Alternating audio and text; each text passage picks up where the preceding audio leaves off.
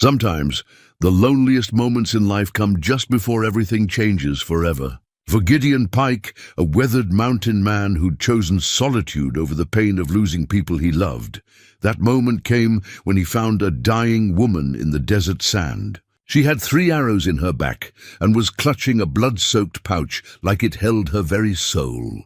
"Please, don't touch it," she whispered. But his wolf knocked the pouch open anyway. What fell out wasn't treasure. It was a twisted charm made of bone and hair that felt ancient and wrong. That night, voices started riding the desert wind. Voices from Gideon's past that he'd spent years trying to forget. The woman lived, but something else awakened too. Now the land itself seemed to be rotting around them. What was in that cursed charm, and why did it feel like his buried secrets were crawling back to destroy him? Before we jump back in, tell us where you're tuning in from. And if this story touches you, make sure you're subscribed, because tomorrow I've saved something extra special for you. The high desert of Montana had a way of making a man face his demons, whether he wanted to or not. Gideon Pike had learned that lesson the hard way over the past 3 years, ever since he'd walked away from everything that resembled civilization and made these unforgiving mountains his home. The silence out here wasn't peaceful, it was demanding. It asked questions a man didn't want to answer, and served up memories he'd rather leave buried.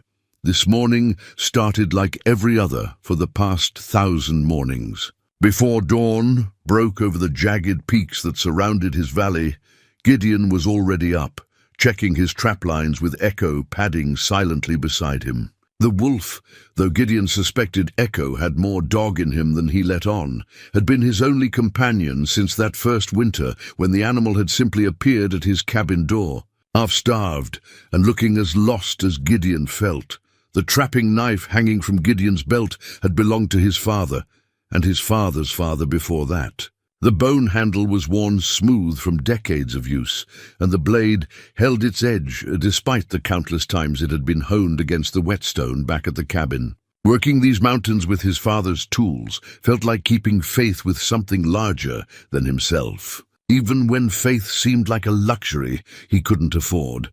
Echo's ears pricked forward as they approached the North Ridge trapline. The wolf's hackles rose slightly, and he let out a low whine that Gideon had learned to interpret as unease. In 3 years of running these hills together, Echo had never steered him wrong when it came to sensing trouble. The animal had an uncanny ability to read the land's moods, to know when something didn't belong. That's when Gideon saw her. The woman lay crumpled in a shallow depression between 2 boulders, her dark hair matted with blood and sand. 3 arrows protruded from her back, at angles that suggested she'd been running when they struck. Her clothes, what remained of them, marked her as a traveler, not local.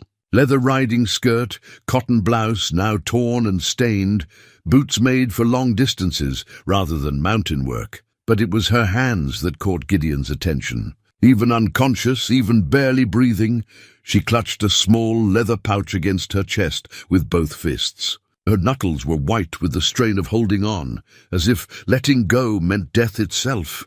"Easy there," Gideon murmured, kneeling beside her. Her pulse was weak but steady, her breathing shallow but regular. The arrows had missed anything vital, though she'd lost enough blood to paint the sand dark around her. He'd seen worse wounds in his military days, men who'd walked away from injuries that should have killed them. This woman had fight in her yet. Echo circled them both, whining softly. The wolf's behavior struck Gideon as odd. Not protective exactly, but wary. Like he recognized something about the woman that Gideon couldn't see.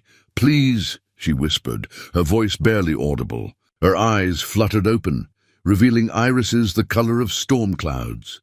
"Don't touch it." She was looking at the pouch pressed against her chest, her fingers tightening around it, despite her weakness. Gideon had no idea what it was, but the terror in her voice was real enough. He'd heard that same tone from dying soldiers who'd seen things that didn't belong in the waking world. "I'm not going to hurt you," he said, keeping his voice low and steady. "But we need to get you to my cabin. Those arrows need to come out, and you need water and rest." She tried to shake her head, but the movement sent a spasm of pain across her face. "They're coming," she managed. "The brothers." They want what's mine, brothers. That could mean anything. Siblings, fellow travelers, members of some religious group. But the way she said it like a curse word suggested something darker. Echo's growling grew more pronounced, and Gideon found himself scanning the horizon for riders. The woman, he guessed her age at somewhere near 40, though pain and exhaustion made it hard to tell, had the weathered hands of someone who'd worked hard all her life. A simple gold band on her ring finger caught the morning light. Married then, though no husband had come looking for her yet? "What's your name?" Gideon asked, as he carefully slipped his arms under her shoulders and knees. She was lighter than expected, as if the desert had already begun claiming its due. "Martha," she whispered. Martha Crenshaw. The name meant nothing to him, but names rarely did anymore. Out here in the high country, a person's past mattered less than their present, and their present less than their will to survive another day. Echo led the way back toward the cabin, occasionally looking over his shoulder as if checking to make sure they weren't being followed. The wolf's behavior troubled Gideon more than he wanted to admit. In 3 years, Echo had never shown fear of anything. Not mountain lions, not bears, not the worst storms these peaks could deliver. Whatever had this woman running, scared, had his wolf on edge too. The cabin sat in a natural clearing halfway up the south face of Devil's Crown Peak. Gideon had built it himself, using timber from dead lodgepole pines and fieldstone gathered from the valley floor. It wasn't much to look at. One room with a stone fireplace, a sleeping loft, and a covered porch that faced east toward the sunrise. But it had weathered 3 Montana winters without complaint. More than he could say for some of the finer houses he'd known in his previous life. Inside, he laid Martha on his own bed and set about building up the fire. The arrows would have to come out, but that meant heated water, clean cloth, and steady hands. He'd performed field surgery before, though never on someone who might be carrying whatever had Echo so spooked. "The pouch," Martha whispered when she saw him preparing his medical kit. "Promise me you won't open it." Gideon paused in his work, studying her face. Fear had carved deep lines around her eyes, but underneath it he saw something else. Determination, maybe, or resignation. The look of someone who'd already accepted that death might be the kindest outcome. "I promise," he said, though the words felt heavier than they should have. As he worked to remove the first arrow, Martha drifted in and out of consciousness. During her lucid moments, she muttered fragments that made little sense. Warnings about sacred ground, apologies to someone named Thomas, and repeated pleas to keep them from completing their work. Viva talk, most likely, but Gideon had learned to listen when people spoke from the edge of death. Sometimes they said things that mattered. Echo refused to come inside while Martha was there. The wolf paced the porch, occasionally letting out low howls that seemed to echo off the surrounding peaks longer than they should have. When Gideon stepped outside to check on him, he found Echo staring not at the cabin, but at something beyond it, something only the wolf could see. "What is it, boy?" Gideon asked, following the wolf's gaze. The valley stretched out below them, empty as always. But the silence felt different somehow, expectant, like the land itself was holding its breath. That night, after he'd removed all 3 arrows and bandaged Martha's wounds as best he could, Gideon sat by the fire and tried to make sense of what had happened. A woman fleeing from people called the Brothers, carrying something she was terrified to let anyone touch. Wounded by arrows in country where most folks carried rifles. It added up to trouble of a kind he'd hoped to leave behind when he'd chosen this hermit's life. Martha's breathing had steadied, and some color had returned to her cheeks. She'd live, barring infection or fever. But as Gideon banked the fire and prepared to sleep on the floor, giving her his bed, he couldn't shake the feeling that saving her life might have doomed them both. Outside, Echo howled again, and this time the sound carried a note Gideon had never heard before. Not warning, not loneliness, but something like sorrow, as if the wolf was mourning something that hadn't died yet, but would soon enough. The leather pouch lay on the table beside Martha's bed, innocent as anything. But when Gideon looked at it directly, shadows seemed to gather at the edges of his vision, and he could have sworn he heard whispers too faint to understand. His father's trapping knife seemed to grow heavier at his belt, as if the old steel remembered other times, other battles against things that shouldn't exist. Before he finally slept, Gideon found himself thinking about the last time he'd made a promise to protect someone. That promise had cost him everything that mattered: his wife Sarah, his daughter Emma, and the life he'd built with them. Now, he'd made another such promise to a stranger, whose very presence had turned his refuge into something that felt like a trap.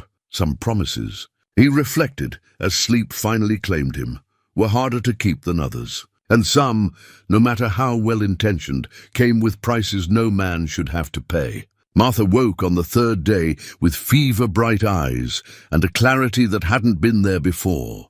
She sat up in bed despite Gideon's protests, her storm-grey gaze fixing on the leather pouch that still lay untouched on the bedside table. "You kept your word," she said, her voice stronger now, though still rough from her ordeal. "Most men wouldn't have."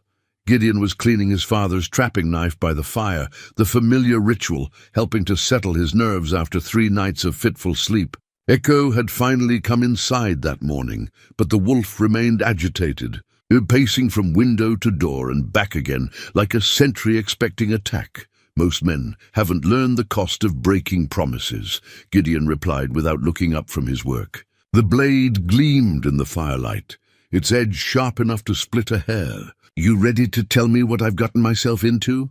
Martha's laugh held no humor. She reached for the simple gold wedding band on her finger, turning it slowly, as if drawing strength from its familiar weight. "My Thomas always said I had a gift for attracting trouble. Never thought he'd turn out to be the prophetic type." "Thomas your husband?" "Was!" The word came out flat final. "The brothers saw to that 6 months ago. Shot him down like a dog when he tried to protect me." Her fingers tightened around the wedding ring until her knuckles went white. "They wanted this." She gestured toward the pouch. "Been in my family for 4 generations. My great-grandmother passed it to my grandmother, who passed it to my mother, who gave it to me on her deathbed." Gideon set down his knife and really looked at her for the first time since she'd awakened. The fever had burned away the last of her weakness, leaving behind something harder. Her eyes held the kind of determination that came from having nothing left to lose. What's so special about it that men would kill for it? Martha was quiet for a long moment, staring out the cabin's single window at the peaks that surrounded them. When she spoke again, her voice carried the weight of old grief. "My great-grandmother was Crow Indian, married a white trapper against her family's wishes, but she never forgot the old ways. This pouch, it's what her people called a soul catcher, used in burial ceremonies to help the dead find peace." She paused, as if the next words were difficult to speak. "But it can do more than that. In the right hands, at the right time, it can call souls back from where they've gone." The fire popped in the silence that followed, sending sparks up the chimney. Outside, Echo whined softly, and Gideon found himself thinking about voices in the wind that shouldn't exist. "And the brothers know this?" "They're not just killers," Martha said.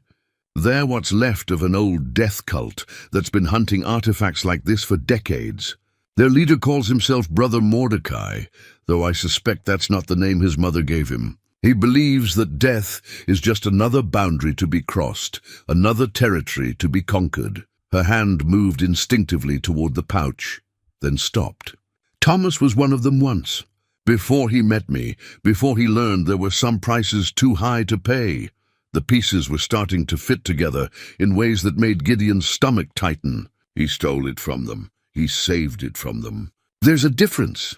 Martha's voice carried fierce pride mixed with old pain.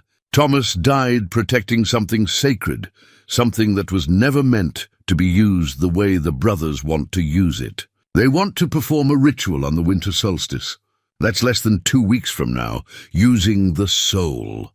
Catch her to tear open the boundary between life and death permanently." Gideon stood and walked to the window, scanning the valley below for any sign of riders. The landscape looked peaceful enough in the afternoon light, but Echo's continued agitation suggested otherwise. "Why come here? This is about as far from civilization as a person can get." "Because there's a place," Martha said.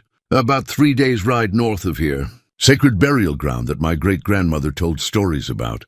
She said the spirits there are so strong that the boundary between worlds is thin. If the brothers complete their ritual there, using the soul catcher as a focus, she didn't finish the sentence, but Gideon could imagine the rest. He'd seen enough death in his military days to understand that some boundaries existed for good reasons, and you came here to...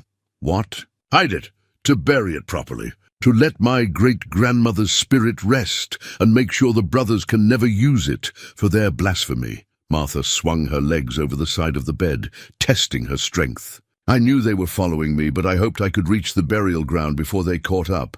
Those arrows suggest otherwise. They were closer than I thought. I managed to kill 2 of them before they put me down, but there are more coming. Always more. She stood carefully, one hand pressed against her bandaged ribs. I won't ask you to come with me, Gideon Pike. You've already done more than any stranger had a right to expect. Just give me supplies enough for 3 days and I'll be out of your hair.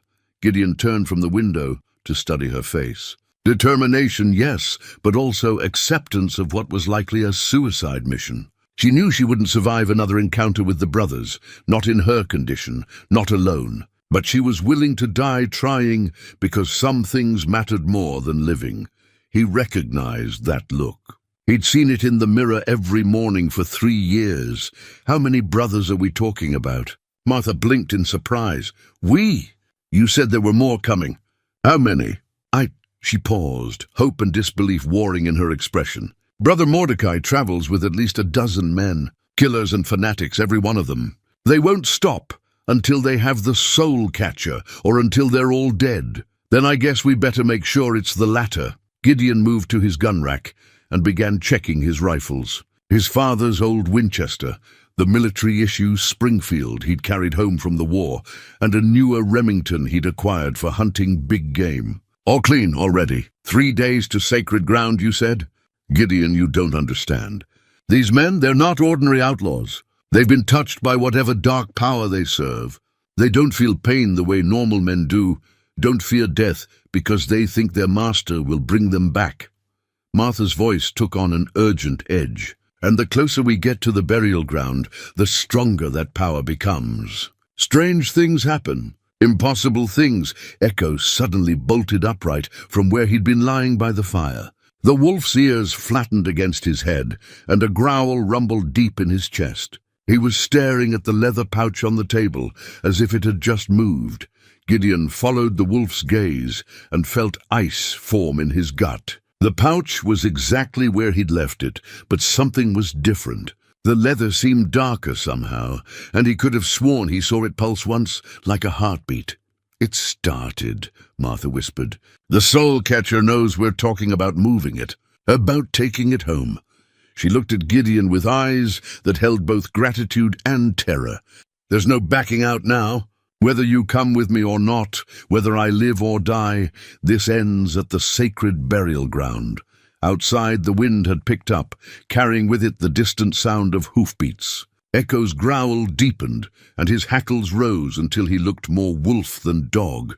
They've found us, Martha said unnecessarily. Gideon checked his weapons one more time, then looked at the woman who'd brought death and damnation to his refuge in the mountains. 3 years of peace and solitude, ended by a dying stranger and a cursed artifact that could raise the dead. He thought about his wife, Sarah, and daughter, Emma. Both gone because of choices he'd made, promises he'd failed to keep. Maybe it was time to make different choices. Maybe redemption lay not in hiding from the consequences of the past, but in facing whatever came next, with courage instead of cowardice. Then I reckon it's time to go, he said, shouldering his rifle. Echo, come on, boy. We've got a long ride ahead of us. The hoofbeats were getting closer. They left the cabin through the back window as the hoofbeats grew closer. Gideon carrying his father's brass compass along with their hastily packed supplies. The compass had guided 3 generations of pikemen through these mountains, and its steady needle pointing true north felt like a blessing as they slipped into the pine forest that climbed toward the higher peaks. Martha moved better than Gideon had expected, though he could see the cost in the tightness around her eyes. Pain was an old companion to both of them. his from 3 years of punishing himself with isolation and hard living, hers from fresh wounds and older griefs. Echo ranged ahead, his dark form ghosting between the trees as he scouted their path. "Tell me about your family," Martha said as they paused to rest beside a mountain stream. The water ran clear and cold, fed by snowmelt from the peaks above. "The ones you lost." Gideon looked up from filling their canteens, surprised by the directness of her question. Most folks who'd lived hard lives learned not to pry into other people's pain. But maybe Martha figured that people facing death together had a right to know each other's stories. "Sarah and Emma," he said after a moment. "My wife and daughter. Emma was 7 when—" He stopped, the familiar tightness in his chest making it hard to breathe.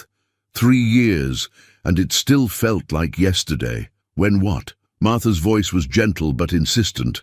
"When I made a choice that got them killed." The words came out flat, matter-of-fact. He'd practiced saying them in his head so many times that they'd lost their sharp edges, becoming just another fact about himself, like his height or the color of his eyes. "I was leading a patrol in Colorado territory. Apache raiders had been hitting settlements, and we were tracking them through canyon country. Should have turned back when the weather started looking bad, but I was young and proud and thought I knew better than the storm clouds." Martha sat down on a fallen log, her attention focused completely on his words. It had been 3 years since Gideon had told this story to anyone, and he found himself remembering details he'd tried to forget. Flash flood caught us in a narrow canyon. Lost 5 good men in 10 minutes. Swept away like they'd never existed. I made it out because I was lucky, and because Sergeant Murphy pushed me up onto a ledge before the water took him too. Gideon's hands tightened on the canteen. "When I finally got back to Fort Carson, Sarah and Emma were gone. Cholera outbreak while I was chasing ghosts through the desert. If I'd been there, if I'd made the right choice and turned back when I should have—" "You don't know that," Martha interrupted. "Cholera doesn't care if a man's home or away. It takes who it takes." "Maybe, but I wasn't there when they needed me. Sarah died calling my name, and Emma—" His voice broke. "Emma kept asking for her papa until the very end. That's what the neighbors told me. 7 years old and dying, and her papa was off playing soldier in the canyon country." They sat in silence for a while, listening to the stream babble over its rocky bed. Echo appeared from the underbrush, his ears pricked forward in that way that meant he'd found something worth investigating. "I was married young," Martha said eventually. 17 to Thomas's 22.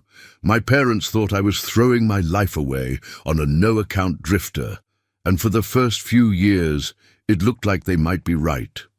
Thomas had a way of finding trouble, and I had a way of getting him out of it. She pulled the soul catcher's pouch from inside her jacket, holding it carefully as if it might bite. In the afternoon sunlight, the leather looked almost ordinary, just a small bag that might hold coins or tobacco. But Gideon noticed that Echo kept his distance, and shadows seemed to gather around Martha's hands despite the bright day. "We never had children. Not for lack of trying, mind you, but some things just aren't meant to be. Thomas used to say that God had other plans for us, that maybe our purpose was something different than raising babies and working a farm." She smiled sadly. "Turns out he was right, though I doubt either of us imagined it would end like this. What changed him? From being one of the brothers to love." The word came out simple and sure. He met me, and for the first time in his life, he had something. Worth more than power or knowledge or whatever promises Brother Mordecai had made him. The cult teaches that attachment is weakness, that caring for anything more than their cause makes a man vulnerable. Thomas chose vulnerability. He chose me. Gideon found himself thinking about choices, the ones that defined a man, the ones that destroyed him, the ones that offered redemption. He'd made his share of each kind, and he was beginning to understand that this journey might offer him a chance to make one more. "How long were you together?" 15 years. Best and worst 15 years of my life, all rolled together. Martha tucked the pouch back inside her jacket. "Thomas was never an easy man to love, but he was worth the effort. When he died protecting this," she patted the hidden pouch, He told me that some things were worth dying for, and some things were worth living for, and the trick was knowing which was which when the time came. Echo suddenly went rigid. His attention focused on something beyond their hearing. The wolf's posture spoke of immediate danger, and Gideon was on his feet with his rifle in hand before he'd consciously registered the threat. "How close behind us were they?" he whispered. "Closer than I hoped," Martha replied, checking her own pistol. "The brothers aren't ordinary trackers. They have ways of following that don't depend on broken branches and footprints." As if summoned by her words, the forest around them began to change. The afternoon light dimmed despite the clear sky, and the cheerful babbling of the stream took on a discordant note that made Gideon's teeth ache. Shadows moved wrong, stretching toward them instead of away from the sun. "The soul catcher," Martha said, her voice tight with worry. "It's responding to their presence. The closer they get, the stronger its power becomes." Echo let out a low whine and pressed close to Gideon's legs. The wolf was trembling, not with fear, Gideon realized, but with barely controlled aggression. Whatever was coming had awakened something primal in the animal, something that recognized threats older than rifles or knives. "We need to move," Gideon said, shouldering his pack. The brass compass in his hand pointed steadily north, but he noticed that its needle trembled slightly, as if some force was trying to pull it off true. "North to the sacred ground," Martha agreed. "It's the only place where we might be able to end this." They set off deeper into the mountains, following game trails that wound between ancient pines and over ridges where the wind carried whispers in languages Gideon didn't recognize. Behind them, the wrongness followed like a tide of shadows, and ahead lay sacred ground where the dead were supposed to rest in peace. Gideon gripped his father's compass tighter and tried not to think about what happened to men who disturbed the peace of the dead. They made camp that evening in a sheltered hollow between two granite outcroppings, the kind of natural fortress that offered protection from wind and prying eyes. Martha had grown increasingly quiet as the day wore on, and now she sat by their small fire, clutching a leather-bound journal that she'd pulled from her pack along. "With the cursed pouch, my grandmother's diary," she explained when she noticed Gideon watching. The journal was old, its pages yellowed with age and filled with writing in two different hands, English letters mixed with symbols that looked like they belonged to some older alphabet. She wrote down everything she remembered about the soul catcher, all the warnings that got passed down through the generations. Echo lay at the edge of their firelight, his eyes reflecting the flames as he kept watch over the darkness beyond. The wolf had grown more agitated as evening approached, occasionally lifting his muzzle to test the wind for scents that made him growl low in his throat. "What kind of warnings?" Gideon asked. Though part of him wasn't sure he wanted to know, Martha opened the journal carefully, treating its fragile pages like holy relics. "Listen to this. It's from the entry she made after my great-grandmother died." She cleared her throat and began to read in a voice that carried the weight of old grief. "The soul catcher is not a tool for the living to command. It is a sacred trust, meant to guide spirits home when their earthly journey ends. But in the wrong hands, at the proper time and place, it can tear holes in the fabric between worlds. The ancestors warned that such holes, once opened, cannot easily be closed." The fire popped, sending sparks into the night sky where they mingled with early stars. Gideon found himself thinking about holes in the world, and what might crawl through them if given the chance. "There's more," Martha continued, flipping through pages covered in her grandmother's careful handwriting. "Brother Mordecai came to the reservation again, asking about the old ways, the burial customs. He offered money, more money than our people have ever seen, but the elders turned him away. They say his shadow falls wrong, that dogs won't eat from his hand, and children cry when he passes. The soul catcher must never fall into such hands. Better to destroy it than see it misused." "But you're not planning to destroy it," Gideon observed. "I can't. According to the diary, destroying it would release all the souls it's helped guide over the years. Hundreds of spirits trapped between worlds, neither living nor properly dead. Martha's fingers traced the journal's worn edges. The only safe way to end its power is to return it to sacred ground and perform the proper burial rites. Let the ancestors reclaim what was always theirs. The wind shifted, carrying with it a scent that made Echo bare his teeth. Not quite death, not quite decay, but something wrong that seemed to seep into the very air around them. Gideon recognized the smell from his military days, the battlefield stench that clung to places where too many men had died badly. "They're close," Martha whispered, closing the journal and holding it against her chest like armor. How close? Before she could answer, they heard it, the sound of horses moving through the forest, but moving wrong. The hoofbeats came in rhythm that didn't match any living animal.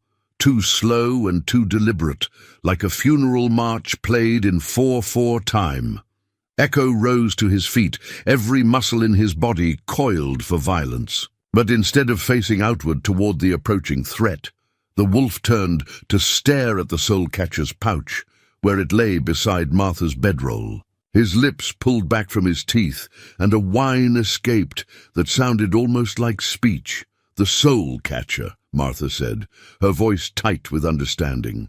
"It's calling to them, or they're calling to it. The closer they get, the stronger the connection becomes." Gideon checked his rifle, though bullets seemed inadequate against men who'd been touched by dark power, as Martha had described them. Still, lead and steel were the tools he understood, and understanding was a comfort when facing the impossible. "Tell me about Thomas's time with them," he said, keeping his voice low. "What did he learn that might help us?" Martha was quiet for so long that Gideon wondered if she'd heard the question. When she finally spoke, her words came slowly, as if each one cost her something. "He told me that Brother Mordecai wasn't always their leader. 20 years ago, maybe more, he was just another drifter looking for easy money and easier answers. But he found something in the desert, some artifact or tome or place of power that changed him, made him into something else." She paused, listening to the approaching hoofbeats. "Thomas said that Mordecai's eyes went black during the dark moon, and that he could speak with voices that belonged to dead men. The other brothers followed him because they were afraid not to, and because he promised them that death would have no dominion over the faithful. And he believed that?" "Thomas, no, not anymore. Near the end, he told me that Mordecai had made some kind of bargain, traded his humanity for power over death itself. But bargains like that always have a price, and the price was never what the bargainer expected." The hoofbeats stopped. In the sudden silence, Gideon could hear his own heartbeat and Martha's shallow breathing and Echo's barely suppressed growling. But underneath those familiar sounds was something else, whispers in the wind, words in a language that predated English or Spanish or any tongue meant for living throats. "They're here," Martha breathed. A voice called out from the darkness beyond their fire, cultured and pleasant like a preacher addressing his congregation. "Martha Crenshaw, you've led us quite a chase, my dear. But all journeys must end, and yours ends here, Brother Mordecai." Even without seeing him, Gideon knew this was the cult's leader. The voice carried authority and madness in equal measure, the tone of a man who'd convinced himself that his sins were actually virtues. "I have what you seek," the voice continued. "Your husband's life. His soul, anyway, trapped in the space between death and resurrection. Bring me the soul catcher, and Thomas lives again. Refuse, and he suffers eternally in the darkness between worlds."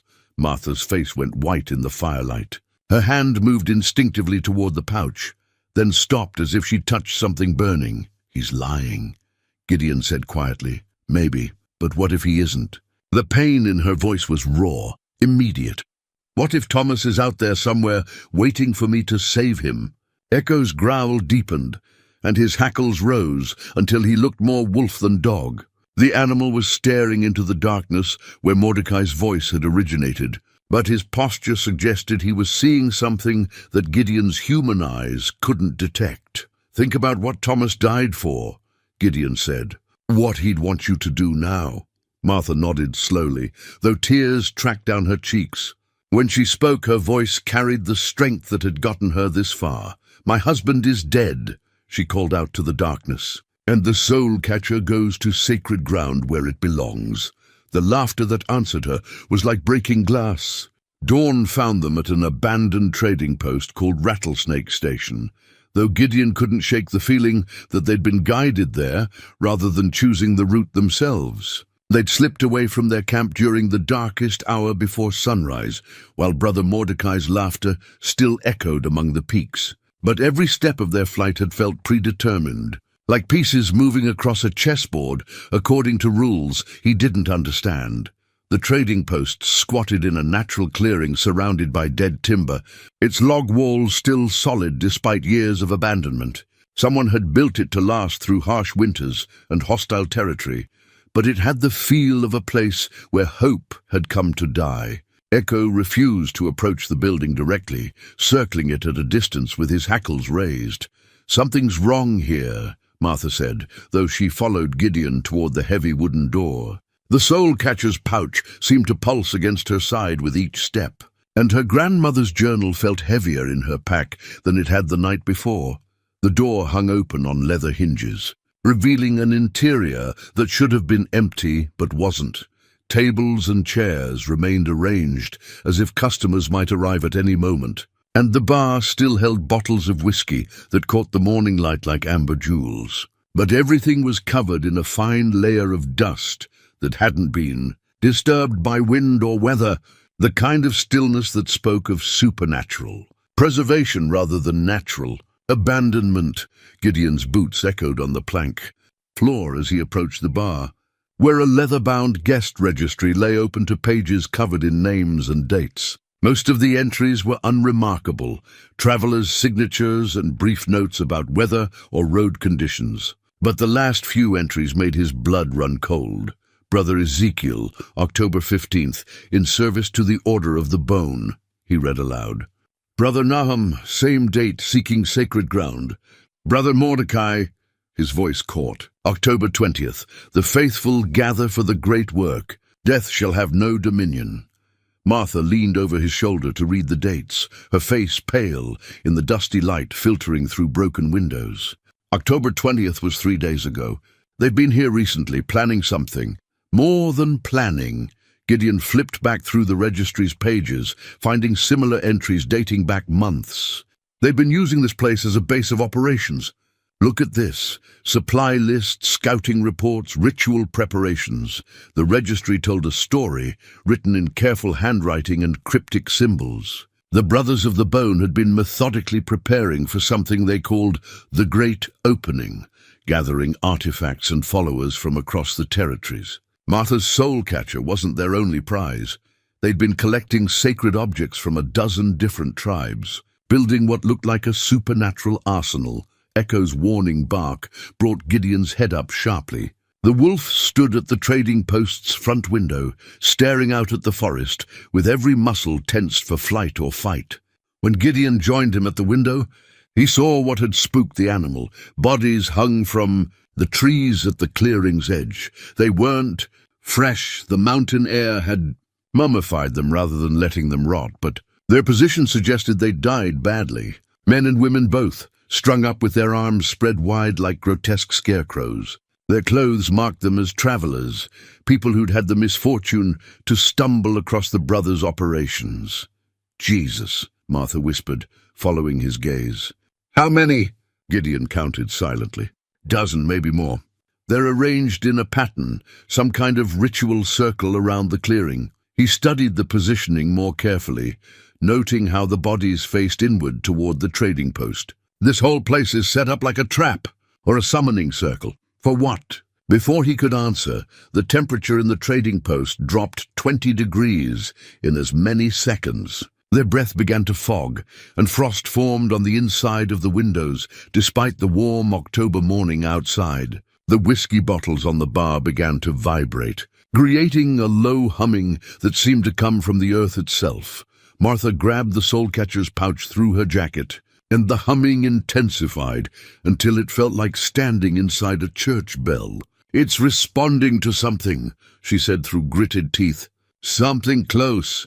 Echo's bark turned into a howl that spoke of primal terror, and suddenly the trading post was full of voices. Not the whispers they'd heard the night before, but clear speech in languages both familiar and strange. English mixed with Spanish, mixed with tongues that predated European settlement by centuries. "The sacred ground calls to its own," said a woman's voice that might have been Martha's grandmother. "The soul catcher knows its home. Blood has been spilled in preparation," added a man's voice that carried the authority of old chiefs and medicine men. "The brothers seek to open what should remain closed." "Thomas," Martha breathed. And Gideon heard it too, her husband's voice among the others, speaking words of warning and love. "Martha, my heart, you must not let them complete the ritual. The soul catcher is the key, but you are the lock. Without your willing participation, their power is incomplete." The voices faded as quickly as they'd come, leaving behind only the normal sounds of mourning in the mountains. But the trading post remained cold, and the soul catcher continued to pulse against Martha's side like a second heartbeat. "Did you hear?" Martha started to ask. "Thomas." "Yeah, I heard him." Gideon moved away from the window, uncomfortable with how easily he was accepting supernatural conversations. "He said you were the lock. What did he mean?" "I don't know. The diary mentions something about bloodline connections, about how certain artifacts can only be properly used by descendants of their makers, but—" She stopped suddenly, her face going white. "Oh God, that's why they let me escape. That's why they're herding us towards sacred ground instead of just killing us and taking the soul catcher. They need you alive. They need me willing. The ritual requires a blood descendant of the original maker to activate the soul catcher's full power. Without me, it's just an old pouch full of bones and hair. With me, with you, they can tear open the boundary between life and death permanently." Martha sank into one of the trading post's chairs, the weight of understanding finally settling on her shoulders. "Thomas didn't just die protecting the soul catcher. He died trying to keep me away from it. Because as long as I'm alive and the soul catcher exists, the brothers have everything they need to complete their ritual. Outside, Echo's howling took on a different quality, not warning now, but mourning, as if the wolf understood that their enemies had already won the most important victory, and everything that followed would just be aftermath. Gideon checked his rifle and moved to bar the trading post's door, though he suspected that wooden planks wouldn't stop men who commanded the voices of the dead.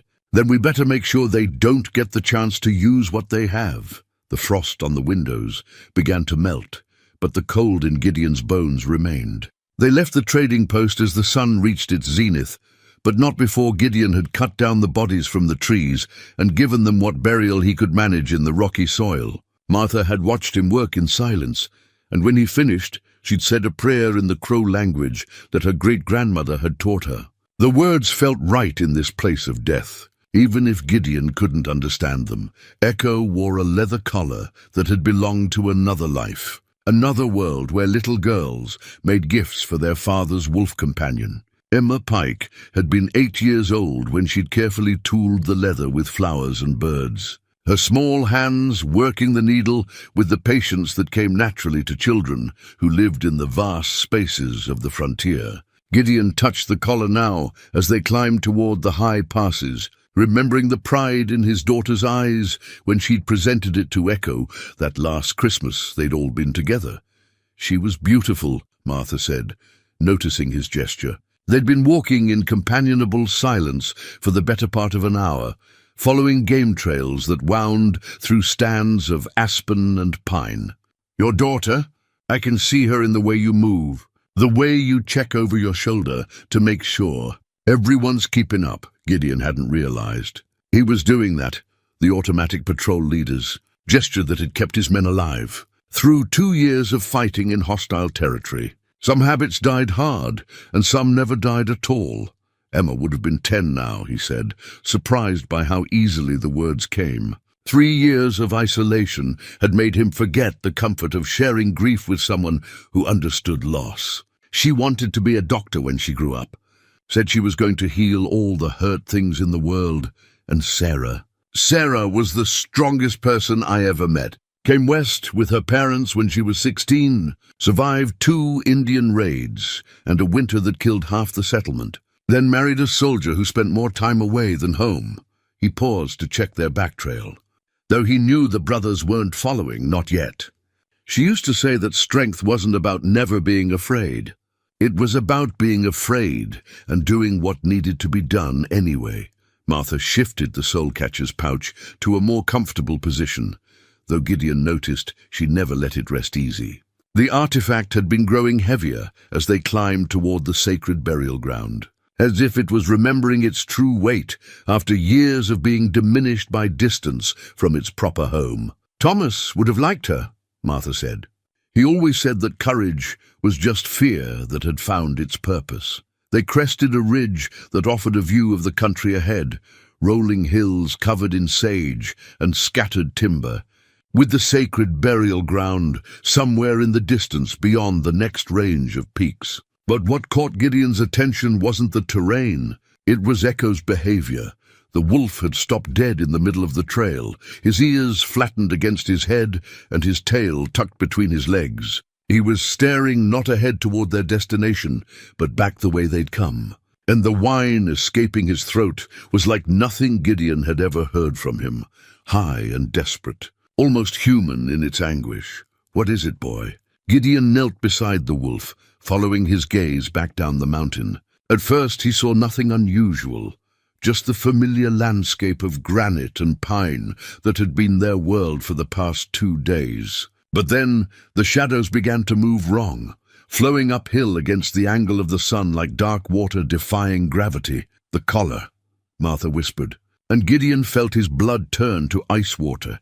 Echo's leather collar, Emma's gift, was glowing with a soft blue light that pulsed in rhythm with the soul catcher's own emanations. But more than that, images were forming in the leather's tooled surface. Faces that Gideon recognized despite the years and the impossible circumstances. Sarah's face, exactly as she'd looked on their wedding day. Emma's, bright with the joy that had defined her short life. And others, the men from his unit who died in the canyon flash flood, their features unmarked by the violence that had claimed them. "They're here," Martha said, her voice tight with understanding. "All of them. The soul catcher is calling to every spirit that has unfinished business with us. That's not possible. Nothing about this is possible. But look around you, really look." Gideon did, and saw that the entire mountainside had become something from a fever dream. The pine trees swayed without wind, their needles falling upward into a sky that held stars despite the bright afternoon sun. Animals moved through the forest, deer and elk and smaller creatures, but they cast no shadows and left no tracks. And their eyes held the patient sorrow of the long dead. "The boundary between worlds is thinning," Martha continued. "The closer we get to sacred ground, the more the soul catcher remembers its true purpose. But the brothers have corrupted that purpose, twisted it into something it was never meant to be." Echo's collar pulsed brighter, and suddenly Emma's voice filled the air around them, clear as if she were standing right there. "Papa, you have to let us go." Gideon spun around, searching for the source of the voice, but saw only Martha's sympathetic face and the impossible landscape that surrounded them. "Emma, we can't rest while you carry so much pain." "Papa, we've been waiting for you to forgive yourself. But the bad men want to use our waiting for terrible things." Sarah's voice joined their daughter's, carrying the same gentle strength that had sustained Gideon through years of war and hardship. "My love, you have to choose. Hold on to us and give the brothers what they need, or let us go and save everyone else."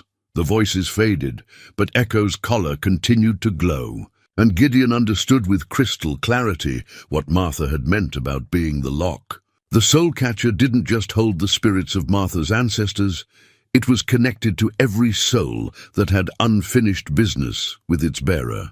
His wife and daughter weren't trapped in the artifact, but their spirits couldn't find peace while he held on to guilt that bound them to the living world. "That's why they need you alive," he said to Martha. "And that's why they've been content to herd us towards sacred ground instead of forcing a confrontation.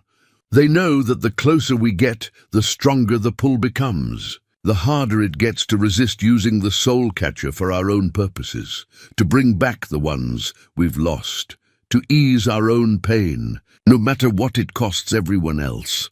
Martha nodded slowly, tears tracking down her cheeks as she looked at the soul catcher's pouch. Thomas tried to warn me about this, about how love could become the deadliest trap of all. Around them, the spirit animals continued their silent procession, and the stars grew brighter in the impossible sky. Sacred ground was still a day's travel ahead, but Gideon was beginning to understand that the real journey had nothing to do with distance. It had to do with learning when to hold on and when to let go. The sacred burial ground lay in a natural amphitheater carved into the mountainside, its ancient stone markers arranged in patterns that spoke of ceremonies older than written history. But what stopped Gideon cold wasn't the site's obvious power. It was the figure kneeling among the burial stones, very much alive and wearing the face of a dead man. Thomas Crenshaw looked exactly as Martha had described him, tall and lean with prematurely grey hair and eyes the colour of winter sky. He knelt beside a carefully arranged circle of artifacts, his hands moving in precise gestures as he prepared what was unmistakably a ritual space. When he looked up at their approach, his smile held genuine warmth mixed with deep regret. "Hello, Martha. I was wondering when you'd arrive." Martha's face went through a dozen expressions in as many seconds: shock, joy, disbelief, and finally a terrible understanding that made her reach for the pistol at her belt. "You're dead. I watched you die. You watched me choose a different kind of death," Thomas corrected gently. He rose from his work, brushing dust from his knees with movements that seemed completely normal, completely human. "Brother Mordecai offered me a bargain 6 months ago. My life in exchange for leading you here to this place, at the proper time." Echo had gone completely still beside Gideon, not growling or whining, but simply watching with the patient attention of a predator calculating distances. The wolf's silence was somehow more unnerving than his earlier agitation. "The arrows," Martha said, her voice barely above a whisper. "The blood, the way you died in my arms, all real. Death was necessary to complete the transformation, to make me into something that could serve as an anchor between the living world and the realm of spirits." Thomas gestured to the ritual circle around him, and Gideon saw that it wasn't just artifacts arranged there. It was bones, human bones arranged in patterns that hurt to look at directly. "I died for you, Martha, but I also died for this." Gideon felt pieces clicking into place with the cold precision of a rifle's action. The soul catcher wasn't the prize. She was. "Oh, the soul catcher is essential," Thomas agreed. "But you're right, Martha is the true prize.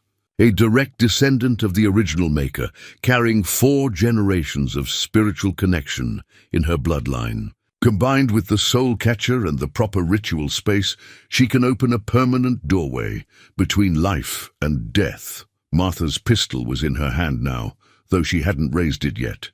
"And you've been planning this for 6 months. The whole time we were running, you were already here setting the trap. I've been here for 3 days preparing the site. The brothers you've been fleeing, they're real enough and dangerous enough. But they were never meant to catch you. They were meant to drive you here to this place at the moment when the boundary between worlds is thinnest." "The winter solstice," Gideon said.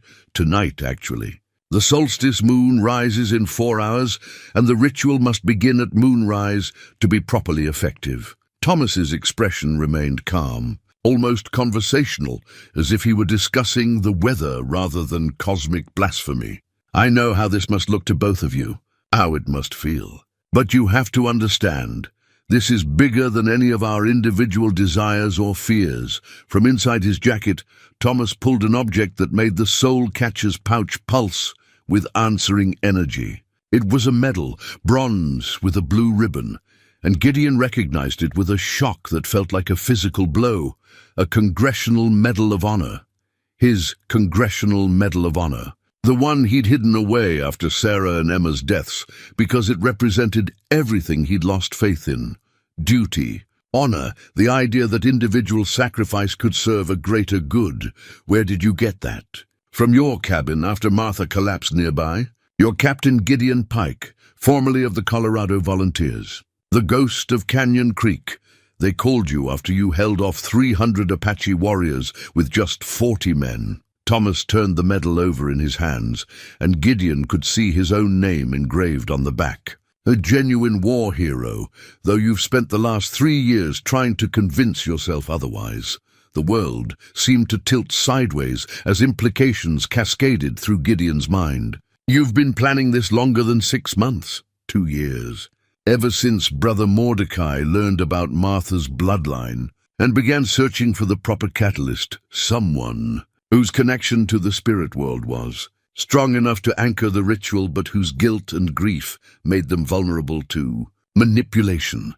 Thomas's smile held genuine admiration. A man carrying the souls of everyone he'd failed to save. A man whose wife and daughter couldn't find peace because his guilt kept calling them back. Echo's collar pulsed brighter, and Emma's voice whispered through the evening air, "Papa, he's telling the truth."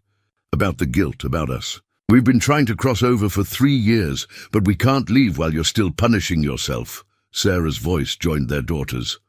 Let us go, my love. Let us rest. Don't let our deaths become the key to everyone else's damnation. Martha had raised her pistol now, though her hands shook with emotion rather than fear. You used me. Used my love for you to— I saved you, Thomas interrupted. Do you think Brother Mordecai would have been gentle in convincing you to cooperate? This way, you came willingly, driven by love rather than torture. This way, you have a choice. What choice? Thomas gestured to the ritual circle, where the winter moon was beginning to cast shadows despite still being below the horizon. Help me complete the great work. Open the doorway between life and death permanently, and everyone we've lost can return. Your great-grandmother, my fellow brothers who died in service to the cause, Captain Pike's wife and daughter, all of them, restored to life and freed from the cold realm of the dead, and the price. The boundary between life and death disappears forever. Death becomes merely another country to visit, rather than a final destination. Imagine it, Martha, a world where loss is temporary, where grief is just a brief interruption, rather than a lifelong sentence. Gideon found his voice, though it came out rough with emotion. A world where nothing has meaning because nothing has consequences. Where the natural order breaks down, because every ending can be undone. You say that as if the natural order has been kind to any of us, Thomas replied. Has it been kind to you, Captain, losing your family to disease while you fought for strangers? Has it been kind to Martha watching her husband die for a cause she never understood? The medal in Thomas's hand pulsed with the same blue light as Echo's collar and the soul catcher's pouch. 3 artifacts, 3 connections to the spirit world. 3 anchors for a ritual that would reshape reality itself. The choice is yours, Thomas continued. Both of yours. Help me complete the ritual, and death loses its sting forever. Refuse, and Brother Mordecai arrives within the hour with methods of persuasion that are considerably less pleasant than conversation. Martha looked at Gideon, her eyes wide with the terrible weight of decision. Around them, the burial ground hummed with power as the hidden moon approached its zenith, and the spirits of the dead pressed close to the boundary between worlds. What do we do? She whispered. Gideon touched Echo's glowing collar, feeling Emma's love and Sarah's strength flowing through the leather that connected him to everything he'd lost. For 3 years, he'd been haunted by the question of what he would sacrifice to have them back. Now he was about to find out if love was strong enough to choose loss over damnation. We do what they would want us to do, he said quietly. We let them go. Thomas's face hardened as he realized he'd miscalculated. He was hoping it wouldn't come to this. The ritual circle flared to life around him, and the real battle began. The stone markers that ringed the sacred burial ground began to glow with the same blue light that emanated from Echo's collar and Gideon's medal. As Thomas raised his hands to begin the ritual, the very air seemed to thicken with spiritual energy that made breathing difficult and thinking even harder. This was power older than the mountains themselves, accumulated over centuries of burial ceremonies and prayers for the peaceful rest of the dead. Martha's pistol tracked Thomas as he moved between the arranged artifacts, but her hand trembled with more than anger. The soul catcher's pouch at her side pulsed in rhythm with the stone markers, and Gideon could see the conflict written across her face: love warring with duty, grief wrestling with wisdom. "You don't have to do this," Thomas said, as he placed Gideon's medal at the center of the ritual circle. "I can feel your pain, Martha, your longing. The soul catcher connects us now. I know how much you want me back, how much Captain Pike wants his family restored." "That's the problem," Gideon replied, checking the load in his rifle. "Want and need aren't the same thing." Echo had positioned himself at the edge of the ritual circle, his body tense with supernatural awareness. The wolf's collar blazed brighter as the hidden moon climbed toward zenith, and images continued to flicker across its surface. Emma's face, Sarah's smile, moments from a life that seemed impossibly distant now. Around them, the burial ground was filling with presences that existed just beyond the edge of vision. Gideon caught glimpses of movement in his peripheral vision, shadows that held human shapes, whispers in languages that predated European settlement by millennia. The ancestors were watching, waiting to see if their sacred ground would become a doorway to damnation. "The brothers should be here by now," Martha said, her voice tight with tension. "Where are they?" Thomas smiled without warmth as he began arranging the human bones in more complex patterns. Brother Mordecai and his followers served their purpose. They drove you here, created the proper atmosphere of fear and desperation, made you willing to trust the lesser evil over the greater one. But they were never truly necessary to the ritual itself. You killed them. I absorbed them. Their spiritual energy, their connections to the realm of the dead, their accumulated power over 3 decades of serving darkness. Thomas's eyes reflected the blue light of the stone markers, and Gideon realized they held depths that didn't belong in any living man's gaze. "Death is just another form of energy, Captain, and energy can neither be created nor destroyed, only transformed." The implications of that statement hit Gideon like a physical blow. "You're not just planning to open a doorway between life and death. You're planning to become something that controls both. Someone has to. The natural order you're so eager to defend. It's broken, Captain, full of arbitrary suffering, meaningless loss, pain without purpose. I can fix that. Make death voluntary rather than inevitable. Make loss temporary rather than permanent."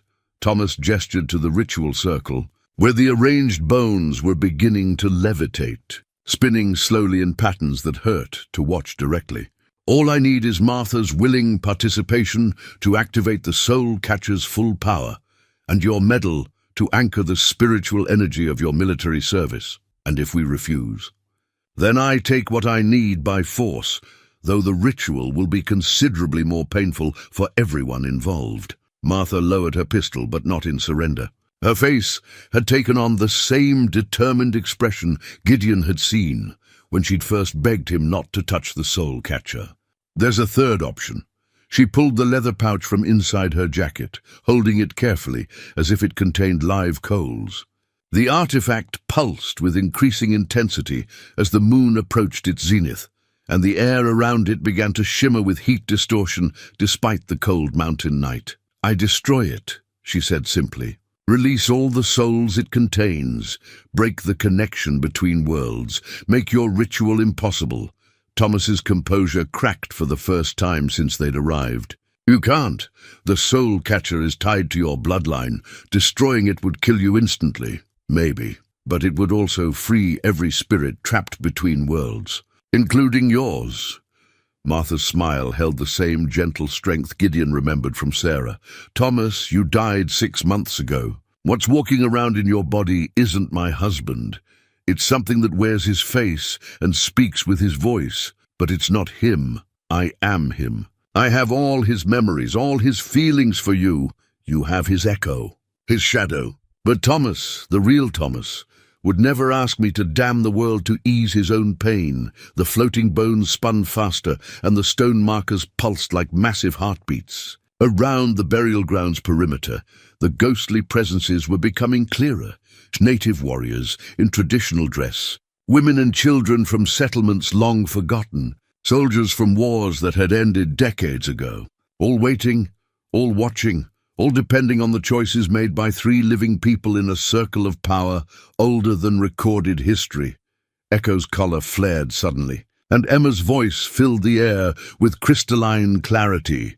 "Papa, we have to go now. The moon is almost ready, and if we don't cross over soon, we'll be trapped here when the doorway opens." Sarah's voice joined their daughter's, urgent with love and fear. "My heart, you have to choose. Save us by letting us go, or lose us forever by trying to hold on." Gideon felt tears on his cheeks as he looked at the glowing collar, seeing his family's faces flickering in the tooled leather. 3 years of guilt, 3 years of self-imposed exile, 3 years of punishing himself for failing to save them. And now he had to fail them again, had to choose their peace over his own desperate need to make amends. "I'm sorry," he whispered to the collar, to the memories, to the love that had sustained and tormented him in equal measure. "I'm so sorry I wasn't there when you needed me." "You're here now, when we need you most," Emma replied, her voice already growing fainter as the spiritual connection began to fade. "That's what matters, Papa. That's what love really means." The light in Echo's collar began to dim as the spirits it contained prepared to cross over into whatever realm awaited beyond the boundary of death. But as it faded, Gideon felt something unexpected, not loss but release. Not emptiness, but the possibility of being filled with something new. Martha raised the soul catcher above her head, its leather surface smoking in her grip. "Thomas, I loved you. I'll always love the man you were. But I won't let what you've become destroy everything we held sacred. Martha, please, goodbye, my heart. Find peace in whatever comes next." She began to tear the soul catcher's leather, and Thomas screamed with a sound that didn't come from any human throat. The ritual circle collapsed as the bones crashed to the ground, and the stone markers flickered like candles in a hurricane. But the moon had reached its zenith, and the boundary between worlds had grown thin enough for other things to take notice of the power being unleashed. As the soul catcher began to disintegrate in Martha's hands, Gideon realized that their battle with Thomas might have been just the opening act. Something vast and hungry was stirring in the spaces between life and death, drawn by the massive release of spiritual energy, something that made Brother Mordecai and his cult look like children playing with matches. The real enemy was about to reveal itself, and Gideon suspected that all their choices, right and wrong, noble and selfish, might not be enough to stop what was coming. Above them, the winter solstice moon blazed with cold fire, and the sacred burial ground became a battlefield where the living and the dead would make their final stand. The moment Martha tore the soul catcher's leather, reality came apart at the seams. What emerged from the disintegrating pouch wasn't the gentle release of trapped spirits that Gideon had expected, but a howling maelstrom of raw spiritual energy that turned the sacred burial ground into something from a nightmare. The carefully arranged stone markers cracked and shifted, their ancient patterns disrupted by forces they were never meant to contain. The winter moon above them flickered like a dying candle as something vast and hungry pressed against the boundary between worlds. Thomas screamed again, but now his voice carried harmonics that belonged to dozens of different throats, all the brothers he'd absorbed, all the spirits he'd bound to his will, all crying out as their anchor in the living world began to dissolve. His form wavered between human and something else, something that cast shadows in directions where no light fell. Gideon raised his father's hunting rifle, the weapon that had fed his family through 3 generations of hard living in unforgiving country.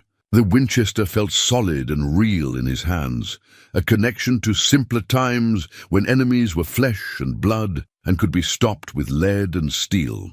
But as he took aim at the thing that wore Thomas Crenshaw's face, he wondered if any earthly weapon could affect something that existed between life and death. "The rifle won't stop him," Martha said, her voice strained with the effort of maintaining her grip on the disintegrating soul catcher. Spiritual energy poured from her hands like liquid light, and her skin was beginning to smoke from the contact. "He's already dead. Has been for months. Then what do we—" Echo's howl cut through the chaos, but it wasn't the wolf's voice alone. The sound carried Emma's laughter and Sarah's singing, the voices of Gideon's lost unit, and underneath it all, the deep harmonies of the land itself, mountains and streams and sky, all adding their strength to the wolf's supernatural cry. The hunting rifle in Gideon's hands began to glow with the same blue light that emanated from Echo's collar. Not the cold illumination of the soul catcher's power, but something warmer, more alive. The weapon had been blessed by 3 generations of honest use, fed families through harsh winters, protected homes from threats both natural and human. It carried its own form of sacred power, the accumulated strength of men who'd used it to serve something larger than themselves. The rifle's not just a weapon, he realized aloud. It's a focus, a way to channel. Thomas lunged at Martha before Gideon could finish the thought, moving with inhuman speed across the disrupted ritual circle. But Echo was faster, the wolf launching himself between Martha and her undead husband, with teeth bared and supernatural fire blazing in his eyes.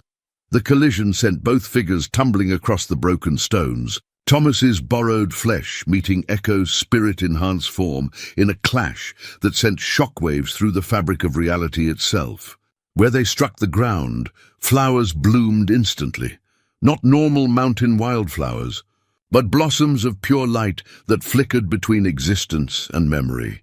Martha staggered backward, still clutching the remains of the soul catcher as more spirits poured from its disintegrating form. Not just her ancestors now, but hundreds of souls that had been trapped in the artifact over the generations. Warriors and medicine men, mothers and children, all the dead who'd been helped to find peace through the proper ceremonies. They swirled around the burial ground like a luminous tornado, their combined voices rising in songs that predated human language. "They're not crossing over," Martha shouted over the spiritual hurricane. "Something's holding them here."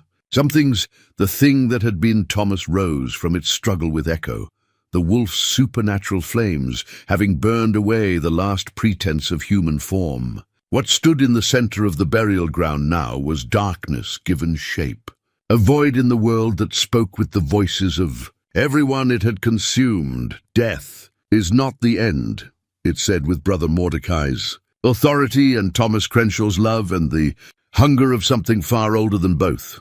Death is the beginning, the first step into true power. It raised one shadow-wrapped hand toward the flickering moon, and Gideon felt the temperature drop another 20 degrees. Frost formed on his rifle barrel, and his breath came out in clouds that sparkled with unnatural light. The soul catcher was never the real prize, the darkness continued. It was the key. The way to unlock what has always been here, waiting beneath the sacred ground. The stone markers around the burial ground began to sink into the earth, revealing what lay beneath, not soil and rock, but a vast hollow space filled with older bones than any that belonged to human graves. Dragon bones, if dragons had ever existed, the remains of creatures that had ruled the earth before men, learned to make fire and tell stories about gods, who cared whether mortals lived or died. "The first spirits," Martha whispered, understanding flooding her face with terrible clarity. "The ones who came before everything else. The ancestors spoke of them in the oldest stories, spirits so powerful that death itself was just another country they could visit. The darkness that had been Thomas smiled with teeth made of starlight and shadow. And now they're waking up. Above them, the winter moon went out completely, leaving only the glow of the freed spirits to hold back absolute darkness. In the darkness, left by the extinguished moon, the battle for the sacred burial ground became something beyond mortal comprehension. The ancient spirits rising from beneath the stone markers weren't evil in any human sense. They were simply so old and powerful that mortal concepts of right and wrong had no meaning for them. They were the first children of creation, beings that had existed when the boundary between life and death was just a suggestion rather than a law. Gideon fired his father's hunting rifle at the darkness that had been Thomas, and the blessed bullet struck true. But instead of destroying the shadow creature, the rifle's power seemed to anchor it somehow, forcing it back into a more solid form. Thomas Crenshaw's face reformed from the swirling darkness, but now it was marked with the accumulated pain of everyone he'd consumed. "You can't kill what's already dead," the thing said, its voice carrying echoes of Brother Mordecai's fanaticism and something far older. "But you can free it." Martha understood first, her face lighting with desperate hope as she saw what Gideon's blessed weapon had accomplished. "The rifle doesn't destroy spirits, it anchors them, gives them form, makes them vulnerable to choice," Echo interrupted, speaking with a voice that was part wolf and part Emma Pike, and part something that belonged to the land itself. "The oldest law. Even the first spirits must choose between service and freedom, between power and peace." The wolf had grown during the battle, his form shifting between the familiar animal Gideon had known for 3 years and something primordial and magnificent, a guardian spirit that had watched over these mountains since before human feet walked their paths. The leather collar around his neck blazed with the accumulated love of a little girl who'd crafted it with her own hands, and that love had become a source of power greater than any dark magic. Around them, the freed spirits from Martha's soul. Catcher had formed a protective circle, their combined light holding back the rising darkness from beneath the burial ground. But Gideon could see they were weakening. Too many centuries of being trapped, too much spiritual energy expended in their sudden release. "We can't hold them much longer," one of the spirits said. Martha's great-grandmother, speaking in the crow language that somehow everyone present could understand. "The first spirits grow stronger with each moment that passes. Soon they will break free completely, and the boundary between life and death will cease to exist." The thing that wore Thomas's face laughed, a sound like breaking glass and distant thunder. "You think this is about conquest? About power? This is about completion. About finishing what was started when the first human drew breath and doomed the world to mortality." It gestured toward the growing cracks in the stone markers, where shapes that hurt to perceive directly were beginning to emerge. Not the familiar forms of human spirits, but geometries that existed in dimensions mortal eyes weren't meant to see. When the first spirits ruled, there was no death, because there was no time. No loss, because nothing ever truly ended. We're not destroying the world, we're restoring it to what it was meant to be. Martha stepped forward, the last fragments of the soul catcher still smoking in her hands. Her face was pale with exhaustion, but her eyes held the same determination that had carried her across hostile territory, with arrows in her back. "And what about choice?" she asked. "What about the right to grow old and die and find peace? What about letting children become adults, letting love deepen with time, letting wisdom come from experience? Illusions, distractions, the desperate attempts of mortals to find meaning in meaninglessness." "No," Gideon said, raising his rifle again. "They're what make us human." This time, when he fired, the bullet was joined by Echo's howl and Martha's prayer and the combined voices of all the spirits holding the circle. The blessed lead struck Thomas in the center of his chest, and instead of destroying him, it gave him back his human form completely, not the shadow creature he'd become, but the man Martha had married and loved for 15 years. For just a moment, Thomas Crenshaw's eyes were his own again, filled with the horror of understanding what he'd become and what he'd almost accomplished. "Martha," he whispered, "I'm sorry. I thought I was saving you, but I was—" "I know," she said gently. "I know, my heart, but now you can choose. You can let go." Thomas looked around the burial ground, at the ancient spirits stirring beneath the broken stones, at the protective circle of the freed dead, at the woman who'd loved him enough to destroy herself rather than let him damn the world. "The first spirits," he said, his voice growing fainter as the rifle's power held him in mortal form. "They're not evil, they're just empty. They've existed so long without growth or change that they've forgotten what it means to be alive." He turned toward the rising darkness, and when he spoke again, his voice carried the authority of someone who'd walked in both worlds and chosen which one deserved to endure. "I choose peace," he said simply.